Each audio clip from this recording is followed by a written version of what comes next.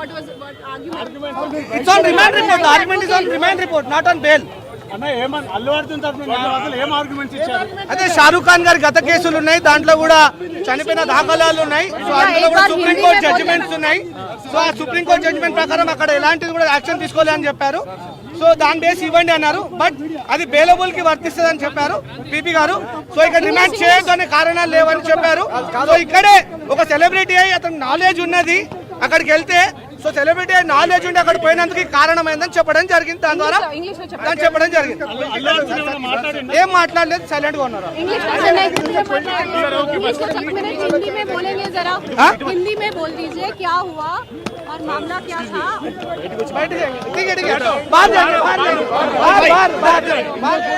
ఇది ఒకవైపు అల్లు అర్జున్ తరపు న్యాయవాదులు వినిపించినటువంటి వాదనలు ఏవైతే ఉన్నాయో వాటి ద్వారా కూడా జడ్జి ఏకీభవించలేదు అని చెప్తున్నారు న్యాయవాదులు. ఒకవైపు గతంలో ఉన్నటువంటి జరిగినటువంటి సిచ్యువేషన్, షారూక్ ఖాన్ కి సంబంధించినటువంటి అంశాన్ని వీటన్నిటిని కూడా లేవనెత్తారని చెప్తున్నారు. ఒక్కసారి ఇచ్చేటువంటి మాట్లాడేటువంటి hero had a knowledge about public gathering. ఇది అసలు ఒకవైపు జడ్జిలు mainly arguments on why to not to remand. It is not about the bail. So it's not about remand. The hero totally had a knowledge about the public gathering. So he come with road show. He didn't take any permission for the road show.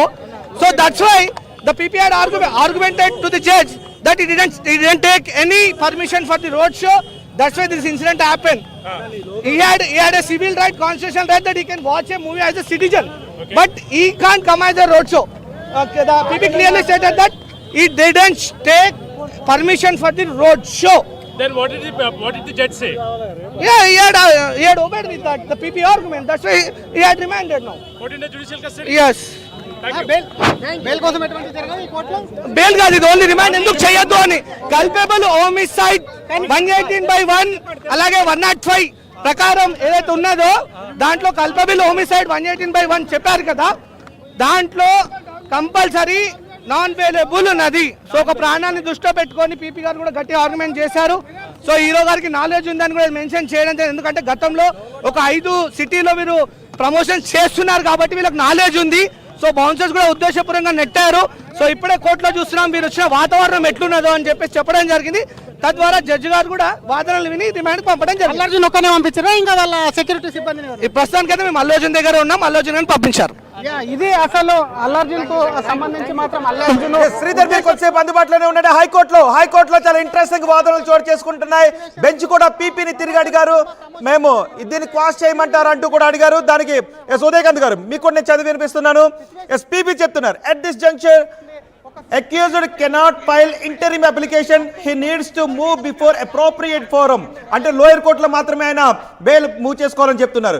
Bench పీపీని అడుగుతున్నారు, what do you have to say, each case facts are different. అంటే కొన్ని citations చూపించారు అల్లు అర్జున్ తరపు న్యాయవాదులు, కోడ్ PP చెప్తున్నారు each case facts are different. అప్పుడు బెంచ్ ఒకటి చెప్తుంది ఉదయకాంత్ గారు, దీన్ని ఎలా చూడాలి?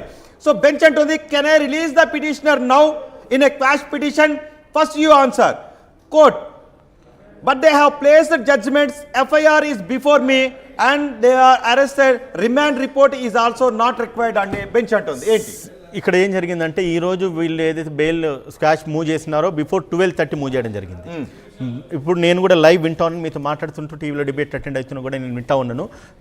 జడ్జి గారు ఏమడిగినారంటే, వీళ్ళ ఏదైతే స్క్వాష్ పిటిషన్ నా ముందుందో దాన్ని నేను అలౌ చేయన్నా అని అన్నప్పుడు ఏమంటున్నారంటే, వీళ్ళు తెలిసే వీళ్ళు అంటే అరెస్ట్ చేస్తారని చెప్పి తెలిసే వీళ్ళు మూవ్ చేస్తున్నారంటే, స్క్వాష్ పిటిషన్ నా ముందుకు వచ్చింది పొద్దున.